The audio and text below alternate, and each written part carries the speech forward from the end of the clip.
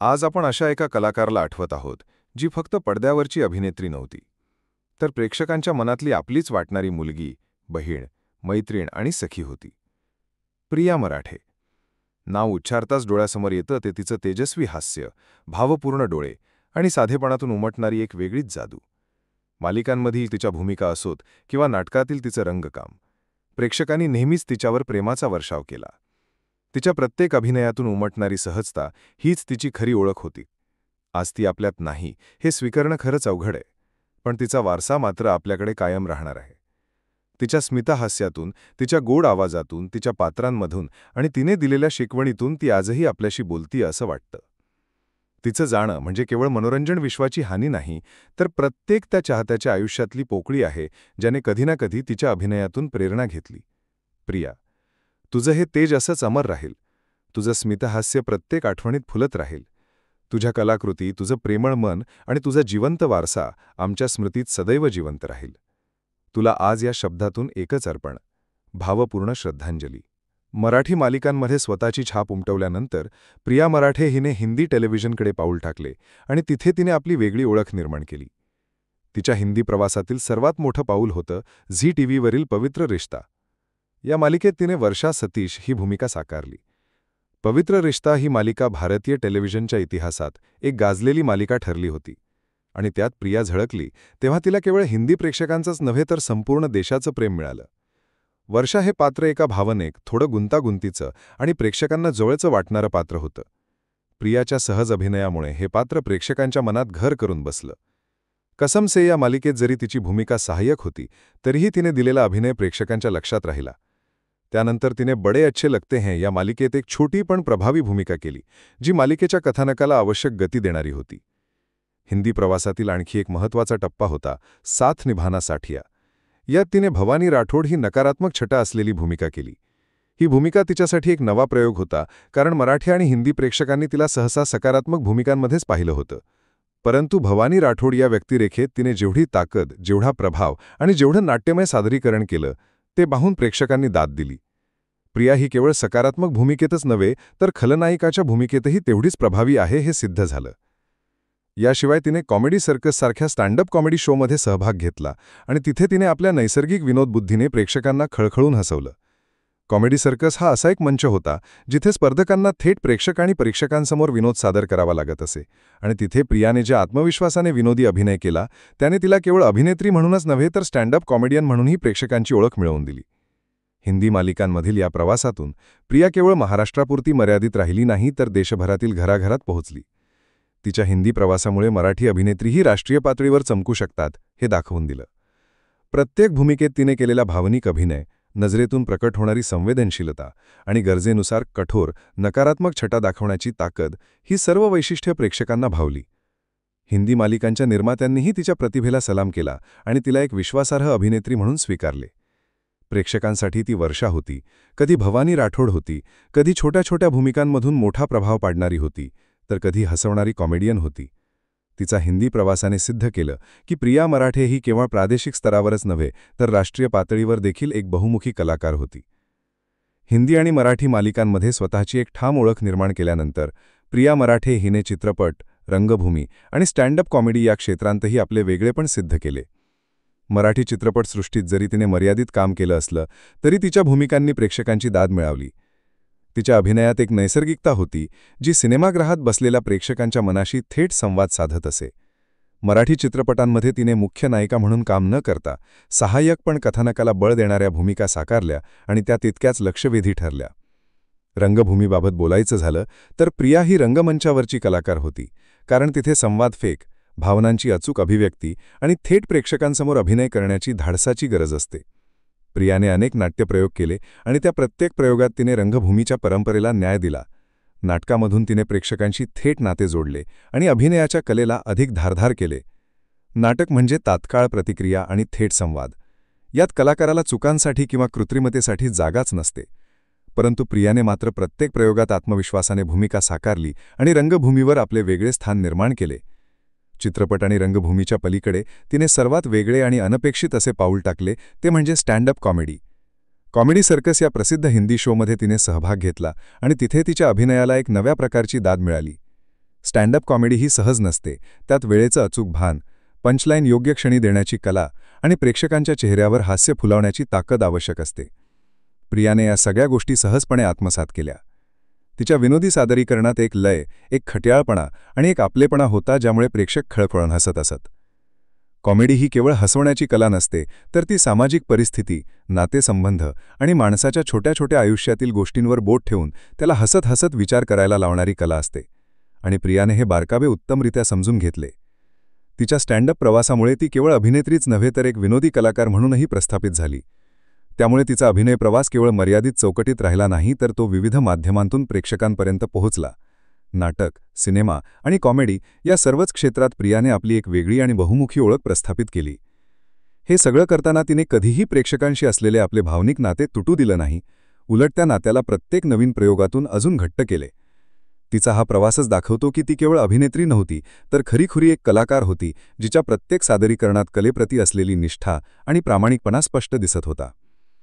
प्रिया मराठे हिचं वैयक्तिक आयुष्य तिच्या अभिनयाइतकंच चर्चेत राहिलं. अभिनयाच्या क्षेत्रात ती जितकी प्रामाणिक होती, तितकीच ती आपल्या आयुष्यातील नातेसंबंधांबाबतही जपणूक करणारी होती. प्रियाचं लग्न प्रसिद्ध अभिनेता व लेखक शरद पोंक्षे यांचा मुलगा शंतनू पोंक्षे याच्यासोबत झालं होतं. दोघांची भेट मनोरंजन क्षेत्रात काम करत असतानाच झाली होती आणि हळूहळू ही भेट मैत्री प्रेमात आणि अखेर विवाहबंधनात रूपांतरित झाली. शंतनू आणि प्रिया या दोघांचं नाते एकमेकांबद्दल असलेले आदर, समजूतदारी आणि पाठिंब्यावर उभं होतं. त्यांचं वैवाहिक जीवन प्रेक्षकांमध्ये अनेकदा चर्चेचा विषय ठरत असे, कारण हे दोघंही अभिनयाच्या क्षेत्रातील व्यक्ती. कामाच्या व्यापामुळे वेळ काढणं, एकमेकांच्या प्रगतीत सहभागी होणं आणि कुटुंबासाठी वेळ राखून ठेवणं या सर्व गोष्टी त्यांनी सुंदरपणे सांभाळल्या. प्रियाचे व्यक्तिमत्व हे केवळ एक अभिनेत्री म्हणूनच नव्हे, तर एक पत्नी, सून आणि कुटुंबातील सदस्य म्हणूनही उल्लेखनीय होतं. पोंक्षे कुटुंब हे आधीपासूनच रंगभूमी आणि कलाक्षेत्राशी निगडीत असल्यामुळे प्रियाला या वातावरणाशी जुळवून घेणं फारसं अवघड झालं नाही. उलट या कुटुंबाने तिला एक प्रेमळ आणि जिव्हाळ्याचं स्थान दिलं. प्रियाची आणि शंतनूची जोडी ही एकमेकांना पूरक होती. दोघंही आपल्या आपल्या क्षेत्रात व्यस्त असूनही एकमेकांसाठी वेळ काढत आणि छोट्या छोट्या क्षणांना मोठं करत असत. प्रियाच्या खाजगी आयुष्यातील आणखी एक महत्त्वाची गोष्ट म्हणजे ती आयुष्यातील छोट्या छोट्या आनंदांवर भर देणारी होती. अभिनयातील यश, शूटिंगचं व्यस्त वेळापत्रक किंवा समाजातील चमकधमक या पलीकडे ती साधेपणात समाधान मानणारी होती. तिच्या मित्रपरिवाराला आणि जवळच्या लोकांना ती नेहमी आपल्या उबदार स्वभावामुळे भावायची. प्रियाचं हास्य हे तिचं खास वैशिष्ट्य होतं. ते हास्य कुटुंबाला, मित्रांना आणि सहकाऱ्यांना ऊर्जा देणारं होतं. शंतनू आणि प्रिया याच्या आयुष्यातील नाते हे केवळ ग्लॅमरपर्यंत मर्यादित न राहता एकमेकांच्या अडचणींमध्ये खंबीरपणे उभं राहणारं नातं होतं. या जोडीने प्रेक्षकांना सेलिब्रिटी कपलचा आदर्श दाखवला, पण त्याचवेळी साधेपणाची जपणूक करून नात्यांचा गाभा कसा टिकवायचा हेही दाखवून दिलं. प्रियाचं वैवाहिक जीवन हे तिच्या व्यक्तिमत्वाला आणखी समृद्ध करणारं ठरलं आणि यामुळेच तिचा अभिनय आणि तिचं जीवन दोन्ही प्रेक्षकांच्या हृदयात एकाच वेळी ठसून राहिलं. प्रियाची अभिनय शैली ही इतरांपेक्षा वेगळी होती, कारण तिने केवळ पात्र साकारली नाहीत, तर ती जगली. प्रत्येक भूमिकेत ती स्वतःला इतक्या प्रामाणिकपणे झोकून द्यायची की प्रेक्षकांना तिच्यात आणि पात्रात फरकच वाटत नसे.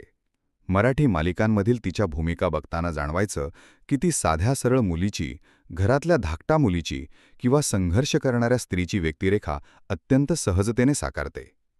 तिच्या आवाजातील मृदुता, डोळ्यांतील भाव, संवादफेक यामुळे पात्र प्रेक्षकांच्या मनाशी जोडली जायची. उदाहरणार्थ, पवित्र रिश्तामधील तिचं पात्र थोडं नकारात्मक छटा असलेलं होतं, पण तिनं ते इतक्या प्रामाणिकपणे निभावलं की प्रेक्षकांना ती व्यक्तिरेखा पटली, त्याचा राग आला, पण त्याचवेळी तिच्या अभिनयाची दाद द्यावीशी वाटली. हेच तिचं वैशिष्ट्य होतं. ती सकारात्मक किंवा नकारात्मक कोणतंही पात्र साकारताना त्याला न्याय द्यायची. प्रेक्षकांवरचा तिचा प्रभाव एवढा प्रबळ होता की तिच्या व्यक्तिरेखा संपल्यानंतरही लोक तिला त्याच नावाने संबोधायचे. अभिनय कलेबद्दल तिची दृष्टी खूप प्रगल्भ होती. ती नेहमी म्हणायची की कलाकाराचं खरं काम म्हणजे प्रेक्षकांच्या भावना हलवणं. या तत्वावर चालत तिने प्रत्येक काम केलं. तिला नुसतं कॅमेरासमोर चमकणं नको होतं, तर प्रत्येक वेळी स्वतःला आव्हान देणं आणि नवीन काहीतरी शिकणं हाच तिचा उद्देश होता. नाटकं करताना तिने प्रत्यक्ष प्रेक्षकांसमोर अभिनय करण्याचा अनुभव घेतला आणि तिथे ती अजून खुलली. मंचावरील थेट प्रतिसाद, टाळ्यांचा आवाज, शिट्ट्या यामुळे तिचा आत्मविश्वास वाढत गेला. तिच्या सहकलाकारांच्या मते प्रिया हे खूप तयारीने काम करणारी अभिनेत्री होती. शूटिंगपूर्वी ती आपल्या संवादांवर मेहनत घ्यायची. दिग्दर्शकाला प्रश्न विचारायची आणि प्रत्येक दृश्य कसं अधिक वास्तववादी होईल याचा विचार करायची. अभिनयासाठी तिच्यातली तळमळ आणि समर्पण हेच तिच्या यशाचं खरं रहस्य होतं. प्रियाच्या कारकिर्दीत अनेक असे क्षण आले ज्यांनी तिला केवळ एक अभिनेत्री म्हणूनच नव्हे तर एक मेहनती, धडपडी कलाकार म्हणूनही वेगळं स्थान मिळवून दिलं.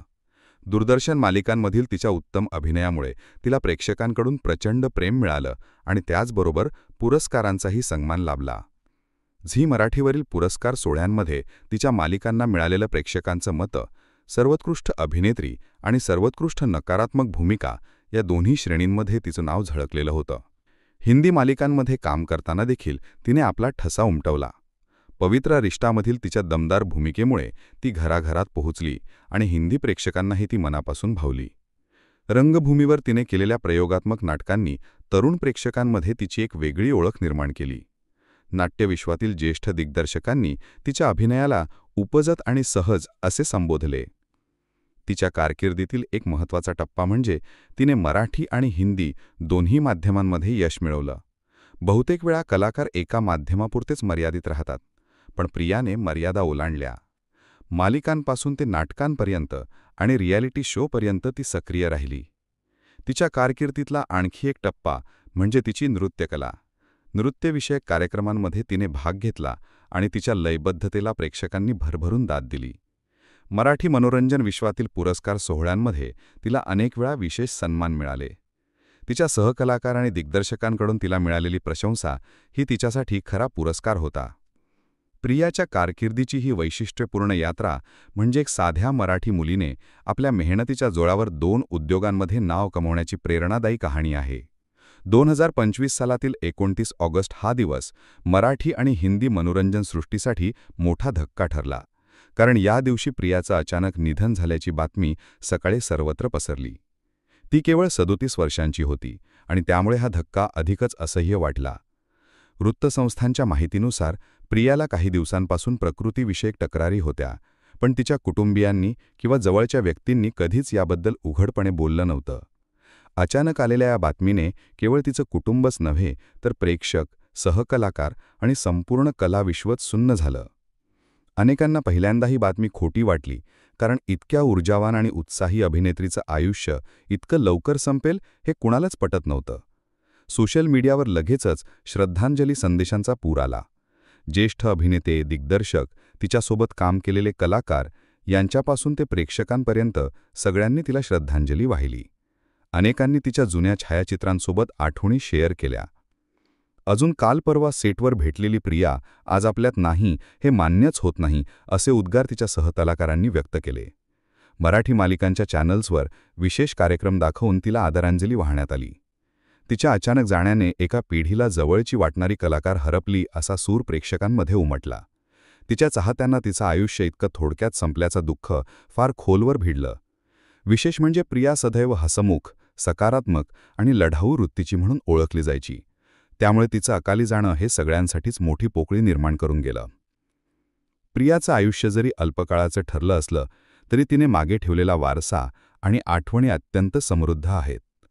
तिच्या चाहत्यांच्या मनात आजही तिच्या अभिनयातील ती सहजता, डोळ्यांतून व्यक्त होणारी भावना आणि तिचं मोहक हास्य जिवंत आहे. मालिकांमधील तिच्या भूमिकांनी लोकांना इतकं भावनिक जोडून ठेवलं की आजही प्रेक्षक जुने भाग पुन्हा पाहताना तिला आठवतात.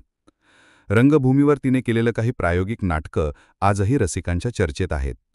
तिच्या व्यक्तिमत्वातली जमेची बाजू म्हणजे ती फक्त पडद्यावरची नायिका नव्हती, तर पडद्यामागेही एक नम्र, साधी आणि सहज माणूस होती. सेटवर काम करताना तिने कधीच वरिष्ठत्व दाखवलं नाही, तर प्रत्येक कलाकाराशी मित्रत्वाने वागली.